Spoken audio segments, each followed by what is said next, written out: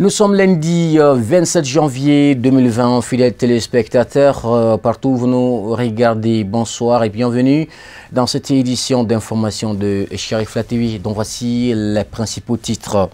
Le Mali était à l'honneur cette semaine au Burkina Faso, pays des hommes intègres, avec la décoration du président du Haut Conseil islamique du Mali, suivi de la grande cérémonie de prière et de bénédiction dont il était l'invité d'honneur à suivre dès le début de cette édition avec nos envoyés spéciaux.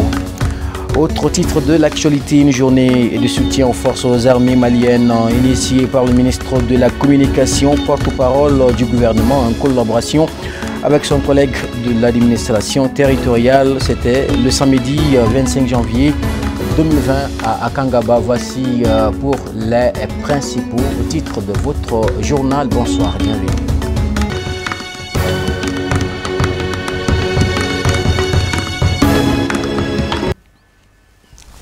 Très ravi de vous retrouver une fois de plus sur Sharifla TV pour votre rendez-vous quotidien de l'information de ce lundi 27 janvier. Je vous le disais à l'entame de votre journal, le Mali était à l'honneur cette semaine au Burkina Faso, pays des hommes intègres, avec notamment la décoration du président du Haut Conseil islamique du Mali, suivi de la grande cérémonie de prière et de bénédiction dont il était l'invité d'honneur.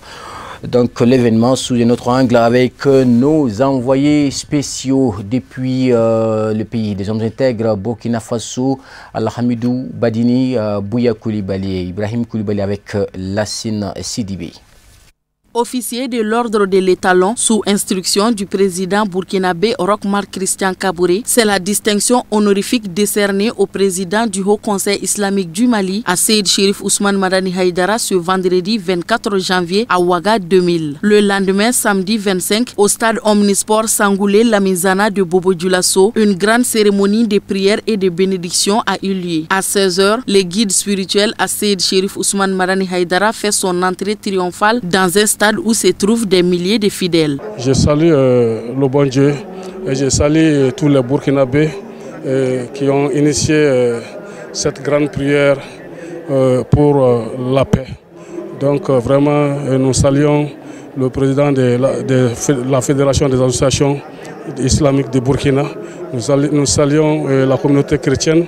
Nous saluons tous les musulmans du Burkina. Nous saluons toutes les autorités religieuses, politiques, administratives et coutumières de ce pays. Nous saluons le président de la République et son gouvernement. Vraiment, l'initiative qu'ils ont prise, vraiment, c'est une très bonne initiative et je pense que c'est la solution à nos problèmes. Et nous sommes présentement au Burkina Faso pour la prière. Et notre guide spirituel, Seyd Chérif Ousmane Madani Haïdara, est l'invité d'honneur et le parrain de la cérémonie. Et donc nous remercions Allah qui nous a donné ce jour plein de grâce et que tous les religieux sont présents, les chrétiens, les musulmans et les religions traditionnelles. Donc nous demandons à Allah qu'il exauce toutes les prières, que Allah nous aide et qu'il exauce les prières. Donc qu'il y ait la stabilité au Burkina et toute l'Afrique. Une grande satisfaction pour la Fédération Ansardine Internationale, dont les membres venus de tous les horizons n'ont ménagé aucun effort pour la réussite de cet événement inédit. Occasion pour eux de remercier l'ensemble des autorités burkinabées, notamment la Fédération des associations islamiques du Burkina Faso, les communautés catholiques et protestantes, ainsi que les responsables coutumiers de la ville de Sia. Alors, avant tout propos, nous rendons gloire à Dieu.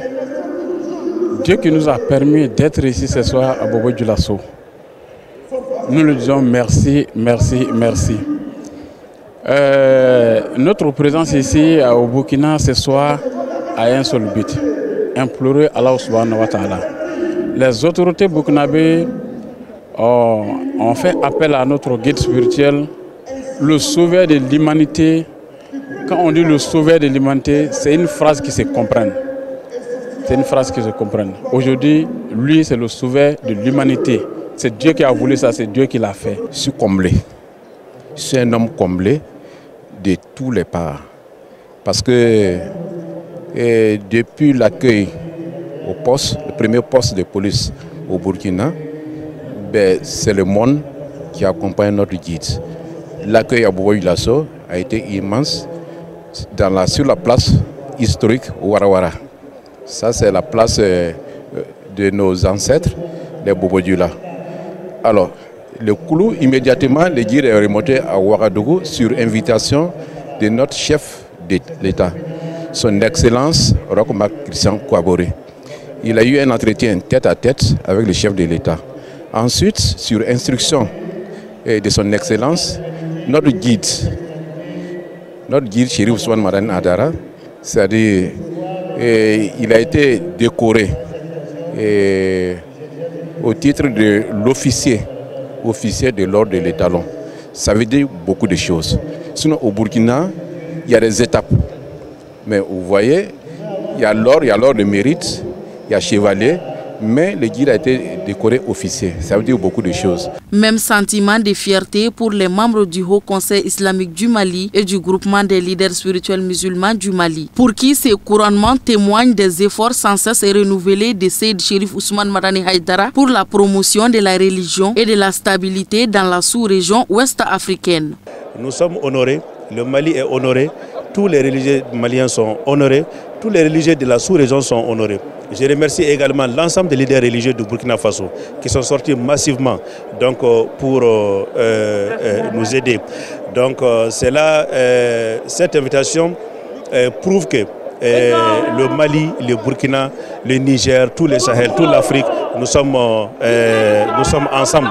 Nous sommes un seul pays, nous sommes un seul continent. Donc nous sommes plus qu'heureux et Inch'Allah, à travers le message que le président du Haut Conseil islamique du Mali a annoncé aujourd'hui, cela va contribuer, Inch'Allah, donc à apaiser, à amener la tranquillité au Burkina, au Mali et au Sahel. Bien d'autres activités sont en marge du séjour du président de la fêtière islamique du Mali au pays des hommes intègres. Puisqu'il s'agit toujours du Burkina Faso restant, le stade Omnisport Sangouli, la missa de Bobo-Dioulasso était pleine à craquer. Samedi 25 janvier pour la grande cérémonie de prière et de bénédiction pour la paix et la cohésion sociale au Burkina Faso, placée sous la présidence du ministre d'État, de l'administration territoriale et de la cohésion sociale en charge du culte. L'événement avait pour marraine Mme Hadja Ouattara, Fatima Tassanou, ministre du Développement et de l'économie numérique et des postes, avec la présence effective d'Seyd Chérif Ousmane Madani Haïdara, invité d'honneur de cet événement grandiose. Envoyé spéciaux depuis Ouaga.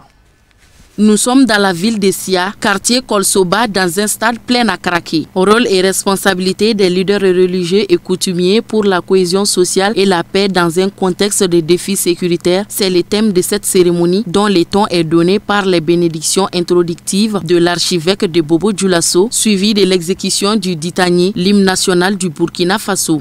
Votre présence ici ce soir témoigne de votre engagement de vivre ensemble et à la coexistence pacifique entre les communautés religieuses et coutumières dans notre région.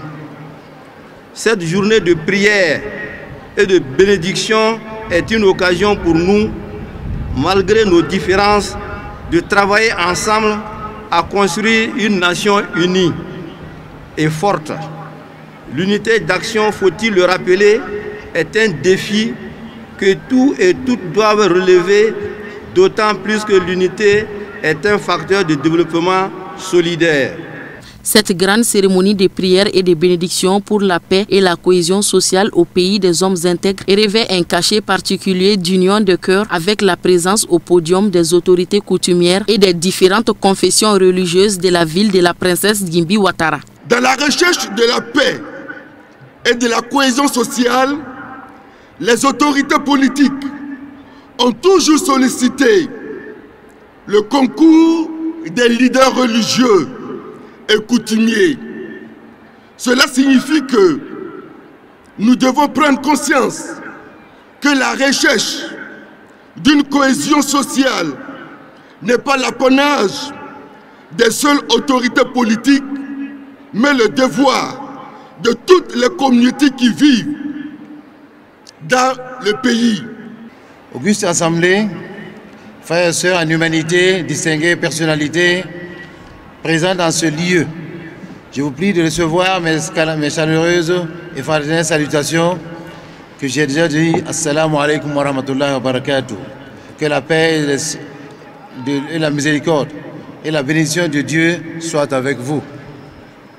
Je voudrais, avant de poursuivre mon propos, rendre grâce à Allah, dont la volonté nous réunit ce soir à la faveur de cette cérémonie de prière et de bénédiction pour la paix et la cohésion sociale au Burkina Faso. Prenant la parole, le ministre d'État burkinabé, ministre de l'administration territoriale et de la cohésion sociale en charge du culte, a sollicité l'observation d'une minute de silence en la mémoire des victimes des actes terroristes. Il a par ailleurs salué la réussite de la présente activité visant l'instauration définitive de la paix dans un pays en proie à des attaques terroristes sans précédent.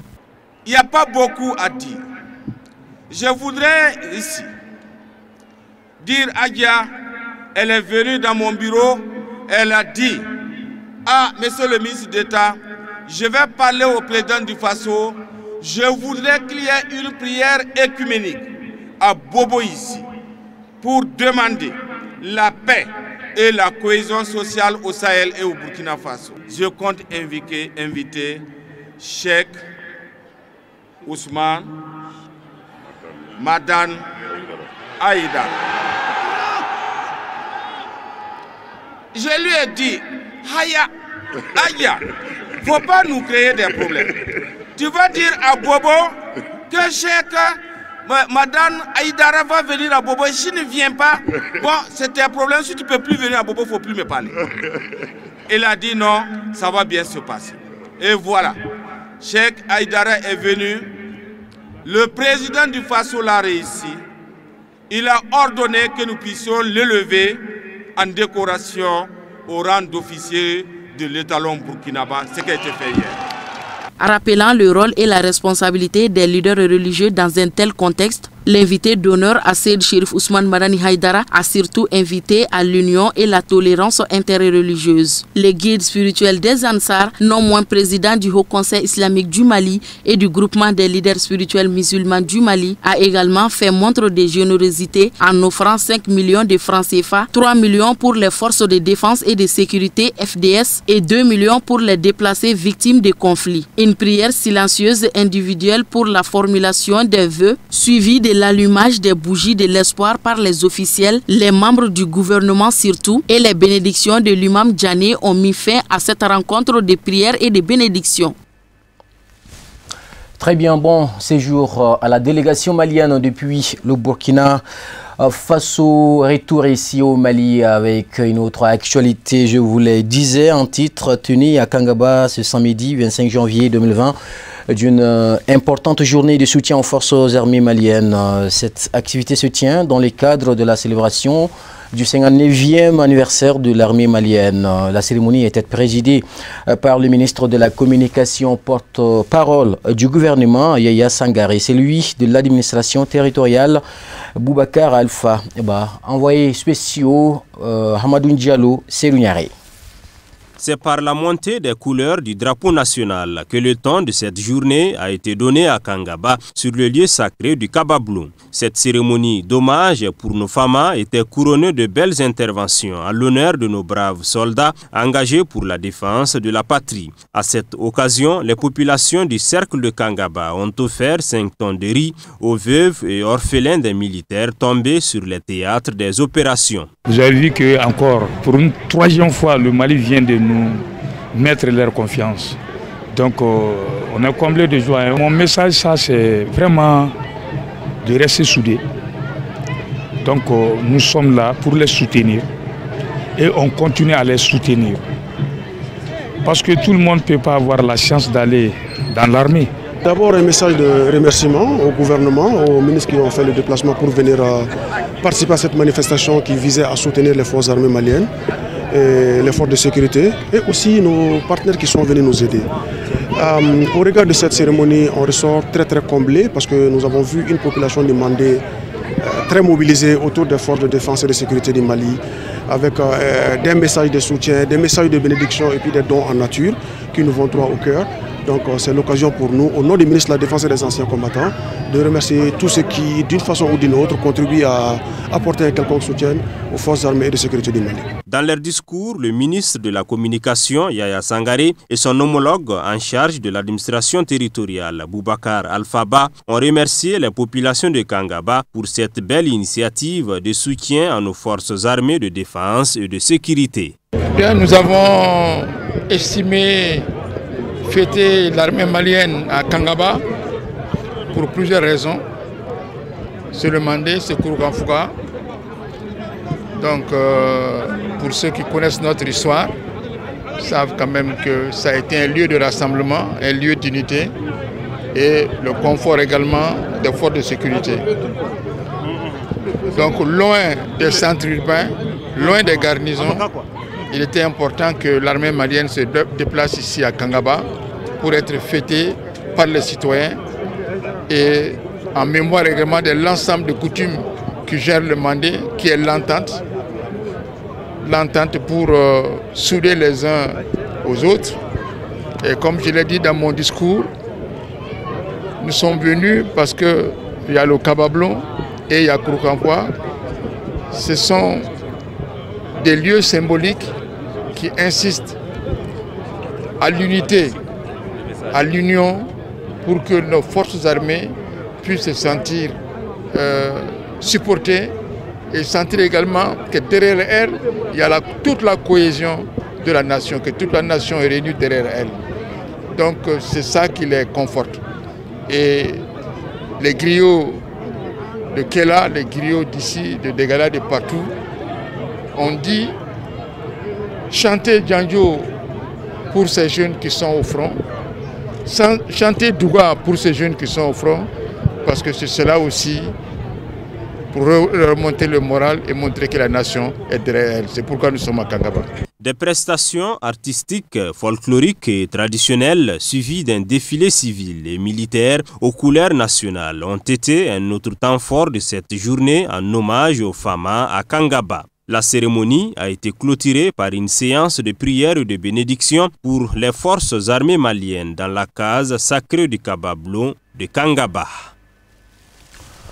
Restons toujours avec nos envoyés spéciaux à Kangaba, où le ministre de la Communication chargé des relations avec les institutions, porte-parole du gouvernement, a salué la forte mobilisation abattue par la population de la localité à l'occasion de cette journée de solidarité initiée pour nos femmes, s'adressant à l'ensemble du peuple malien. Le ministre Yaya Sangaré a exhorté tout le monde à rester soudé autour de nos forces de défense et de sécurité. Nous l'écoutons. Le message fort, c'est d'abord de remercier et de saluer cette initiative prise par les populations de Mandé dans son ensemble. Et pour montrer que l'armée malienne est non seulement une armée républicaine, mais une armée du peuple, qui aujourd'hui a voulu décentraliser les festivités du 20 janvier, sortir des garnisons pour venir dans la population auprès du peuple, montrer que l'armée malienne est une armée qui travaille avec son peuple, qui est une armée issue du peuple, une armée qui se bat pour le peuple. Ce message était fort. Et nous avons compris ici également toute la compréhension et tout le message d'accompagnement, de soutien des populations de Mandé. Je pense que les Maliens ne doivent pas oublier que nous avons des valeurs sociétales sur lesquelles nous devons nous fonder pour pouvoir galvaniser et avoir des ressources nécessaires afin de nous battre pour non seulement l'intégrité de notre territoire, mais nous battre pour la dignité du peuple malien. Je crois que ces messages ont été lancés aujourd'hui et je pense que ces messages également ont été entendus, compris et partagés par nos forces armées de défense et de sécurité. Il était important également que cette armée comprenne qu'il y a eu des structures organisées dans notre pays, telles que l'Empire du Mali, et qu'il y avait également des gens qui se sont battus pour que d'abord cet empire puisse exister, mais puisse également exister au-delà des difficultés, au-delà des intempéries, au-delà des contingences, et que ce sont des hommes de valeur qui ont existé ici et qui doivent vraiment prendre référence sur ces hommes-là pour pouvoir aujourd'hui dire que c'est leur tour et que le Mali, comme on le dit, peut tanguer, mais le Mali ne doit pas chavirer. C'est des hommes de valeur, c'est des femmes de valeur qui doivent se rappeler que le Mali vient de loin. Comme on le dit très souvent, nous fûmes quand d'autres n'existaient pas. Nous avons fait l'achat de Kourouganfoua. Nous avons eu des braves guerriers ici qui sont chantés partout dans le monde, qui sont étudiés comme Sundiata, comme Soumanguru, comme Tcheba. Donc il s'agit pour ces gens-là de pouvoir venir se ressourcer et en ce moment avoir un élan, se battre pour que l'honneur et la dignité du peuple malien soient recouvrés. Maintenant, partons pour la deuxième région administrative du Mali, une forte délégation de l'Institut national de la statistique, avec à sa tête son directeur général, a effectué une visite de terrain à Néguéla, dans la commune de Bossofala, cercle de Kati. L'objectif était de superviser avec les hommes des médias les travaux de cartographie du 5e recensement général de la population et de l'habitat. Marietou Diallo et Samba Traoré y étaient, suivant leur compte rendu. Cette visite de terrain, initiée par l'Institut national de la statistique à l'endroit des hommes des médias, aura permis à ces derniers de s'imprégner du mode opératoire des agents de l'Instat sur terrain pour ensuite mieux relayer la bonne information. Les travaux de cartographie du RGPH5 se déroulent bien à Néguéla et continueront jusqu'au mois de décembre.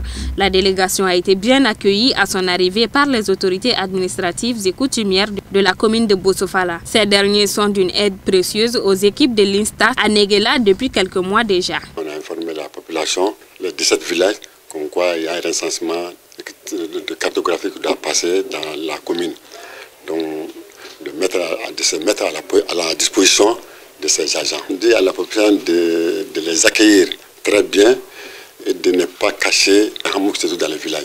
Que tout le monde soit recensé dans la commune. C'est ça qui est très important. Il faut que les agents passent dans toutes les localités, donc sur tous les sites habités, pour voir où les gens sont installés sur le territoire du Mali, en faisant une estimation de la population. Donc, ils rentrent dans chaque concession pour s'intéresser à chaque ménage, en prenant le nombre de personnes par ménage. C'est ce qui permet de déterminer le nombre d'agents recensés pour le dénombrement proprement dit et à répertorier l'ensemble des infrastructures au niveau du Mali. La cartographie va durer environ 10 mois, ça a commencé depuis juin 2019. Le directeur général de l'Institut national de la statistique, qui est à l'origine de cette visite de terrain avec les hommes des médias, encourage ainsi ses agents malgré toutes les difficultés autour de ce travail minutieux. Nous avons initié cette visite, c'est non seulement pour nous enquérir de l'état d'avancement des travaux de cartographie censitaire, mais aussi échanger avec les autorités administratives, politiques et coutumières, mais aussi permettre aux hommes de médias de voir comment les travaux se passent sur le terrain, de voir dans quelle mesure les agents sont en train d'évoluer, de mieux comprendre pour pouvoir mieux expliquer ce qui se passe sur le terrain. Le travail que nous faisons, c'est pour tous les Maliens. C'est pour le gouvernement, c'est pour les partenaires techniques et financiers, c'est pour la société civile, c'est même pour le citoyen lambda. Il est important de connaître le nombre, l'effectif de la population, sa répartition sur le territoire, mais aussi sa structure par âge, par sexe. Et un exemple simple, le recensement nous permet de savoir combien d'enfants nous avons et dans quel nombre d'années ces enfants doivent aller à l'école. Et pour ce faire, combien de salles de classe il nous faut, combien d'enseignants il nous faut former. Et quel est le budget même qu'on doit allouer à l'enseignement. Et de la même façon, au niveau de la santé, ça me permet de savoir un peu combien de femmes en âge de procréer. Et donc dans ces cas, combien de sages-femmes il faut former, combien de maternités il faut construire, et quel budget il faut aussi prévoir pour vraiment permettre à ces femmes vraiment de pouvoir procréer dans les meilleures conditions. Sans compter tous les autres indicateurs, et qui nous permet aussi de renseigner les indicateurs de taille, non seulement pour suivre le progrès que nous avons réalisé dans le cadre des objectifs de développement durable, mais aussi pour l'agenda 2063, l'Afrique que nous voulons. Ils étaient une vingtaine de journalistes à participer à cette visite de terrain de l'Institut national de la statistique. Maintenant, voyons le tour d'horizon de l'actualité sur la scène internationale. En plus bref et en image, brossé par Ahmadou Diarra. Un cas suspect de coronavirus en Côte d'Ivoire voisine, selon les dernières informations. Le ministère ivoirien de la Santé a annoncé que les autorités sanitaires s'occupaient de ce tout premier patient s'il venait à se confirmer. Il s'agira du premier cas de ce virus mortel en Afrique. L'épidémie est apparue pour la première fois dans la ville chinoise de Wuhan. C'est propagé à plus de 2000 personnes et en a tué 56. La femme de 34 ans est actuellement en isolement selon les autorités ivoiriennes. Elle vit en Chine depuis 5 ans, selon le communiqué du ministère de la Santé de Côte d'Ivoire, et présentait des symptômes de type grippal avant de prendre l'avion pour Abidjan, la capitale. Son état général est satisfaisant, a déclaré le ministère. La ministre française des Armées, Florence Parly, devrait se rendre ce lundi à Washington, aux États-Unis d'Amérique, pour tenter de convaincre les Américains de ne pas retirer leurs moyens militaires au Sahel. Leur appui est extrêmement précieux pour mener la lutte contre les groupes djihadistes. Or, les États-Unis ont récemment laissé entendre qu'ils comptaient réduire leur présence sur le continent pour renforcer leur position en Asie. Mais la France veut tout faire pour les faire renoncer à ce projet. Si depuis plusieurs semaines, diplomates français, politiques et militaires s'activent à tous les niveaux, Paris semble bien redoubler d'efforts en ce mois de janvier. La Gambie a connu une journée sous très haute tension dimanche à Banjul. Plusieurs centaines de personnes ont manifesté pour réclamer le départ du président Adama Barrow. Des heurts ont éclaté avec la police. Le bilan est encore incertain. Le directeur d'un hôpital de la ville annonçait la mort de 3 manifestants dimanche soir. Une information démentie en début de nuit par le gouvernement gambien. La situation a clairement dégénéré ce dimanche à Banjul, alors que plusieurs centaines de manifestants s'étaient rassemblés à l'appel du mouvement de contestation 3 Years Jotna, qui veut dire 3 ans, il est temps. La police a alors fait usage de gaz lacrymogène pour disperser les manifestants, mais ces derniers ont répliqué par des jets de pierre. En République centrafricaine, des combats entre plusieurs groupes armés ont eu lieu samedi soir et dimanche 26 janvier dans la ville de Bréa, dans l'est du pays. Le bilan humain n'est pas encore clair. Il y aurait plusieurs blessés et au moins un mort. À l'origine de ces combats, visiblement des tensions ethniques au sein d'un même groupe de l'ex-Séléka. Les violences se sont déclenchées samedi 25 janvier après un différend apparu entre les deux membres d'un groupe armé de l'ex-Séléka. La situation s'est envenimée et a finalement engagé les membres Ronga contre les Kara alliés au Goula. Les combats ont été intenses dimanche matin et ont cessé vers l'après-midi.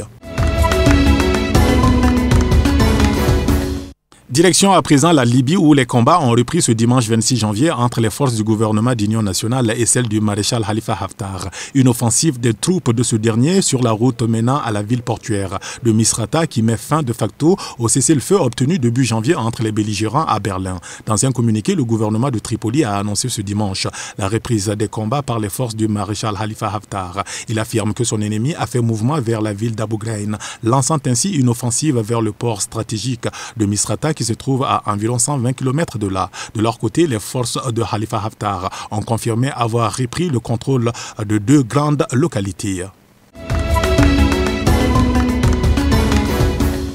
Et cette triste nouvelle avant de refermer cette page. La légende du basketball américain Kobe Bryant a trouvé la mort ce dimanche dans un accident d'hélicoptère à 41 ans avec sa fille de 13 ans. Kobe Bryant était un acharné de la victoire, un battant inusable capable de marquer 81 points en un seul match ou de jouer jusqu'à ce qu'épuisement s'ensuive. Sa carrière est remplie de moments mémorables où il s'est fait remarquer par son talent ou sa force de caractère. Retraité des parquets depuis 2016, Kobe Bryant était jusqu'à ce samedi 25 janvier le 3e meilleur marqueur de l'histoire de la NBA avant d'être dépassé par son rival LeBron James lors de la défaite des Lakers à Philadelphie.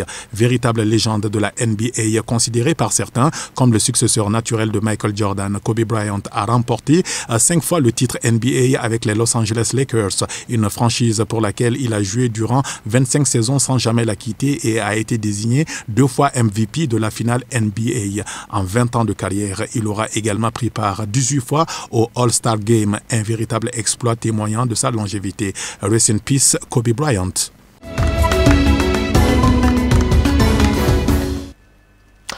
Avant de boucler votre journal, voici un mot de l'actualité sportive aux fins de course pour le Djoliba Athletic Club de Bamako en phase de poule de la Coupe de la Confédération africaine, car l'équipe s'est inclinée devant Al Nasr de Libye par le score de 1-0 dans ses propres installations. C'était le dimanche 26 janvier 2020 au stade du 26 mars de Yerimadio en commune 6 du district de Bamako. Reportage Boubacar Taouré, Seydou Niaré. Le Djoliba AC ne jouera pas les quarts de finale de la Coupe de la Confédération cette année car l'équipe a été dominée par Al Nassr de Libye par le score d'1-0. L'unique but de la partie a été l'œuvre de Abdallah Sherif à la 70e minute de jeu. Et pourtant, ce sont les Rouges qui avaient le match à main car ils ont raté trop d'occasions de but en première période suite à la maladresse des attaquants.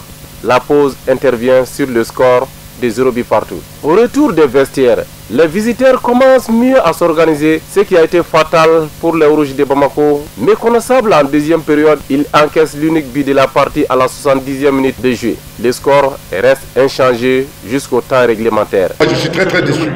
Très déçu que l'aventure s'arrête là. Mais ainsi va la vie. On va se remobiliser pour nous occuper de nos affaires locales et bien nous occuper. Parce que pour moi, on pourrait être en quart de finale. On est concentré vraiment sur les 3 points et pour l'objectif. C'était ça notre objectif. On a bien étudié le point fort et le point faible pour notre adversaire.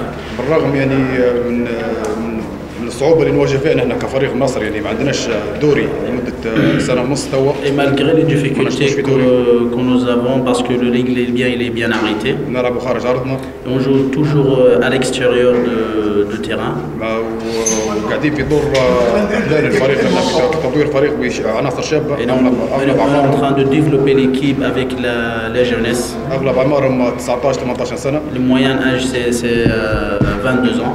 ما خدوش حتى غير دوري الليبي يعني مشاركة لهم في الكونفدرالية. Ils ont même pas joué les ligues libyennes et c'est la première compétition pour eux.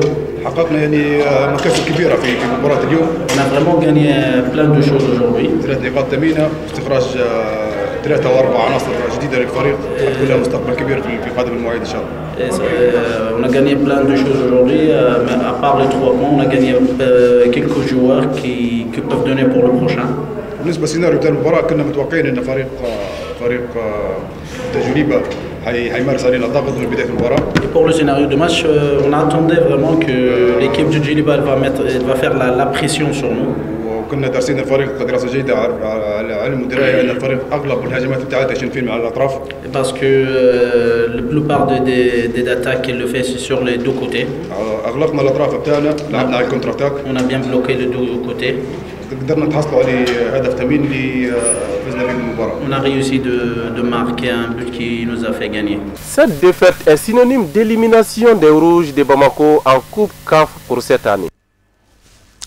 Les Rouges de Bamako sont donc éliminés de cette phase du courage pour la prochaine édition. C'est ainsi que s'achève cette édition d'information de Cherif La TV que j'ai eu l'immense plaisir de vous présenter. Je vous donne rendez-vous demain à partir de 19h temps universel sur le plateau télévisé de Cherif La TV. À très bientôt.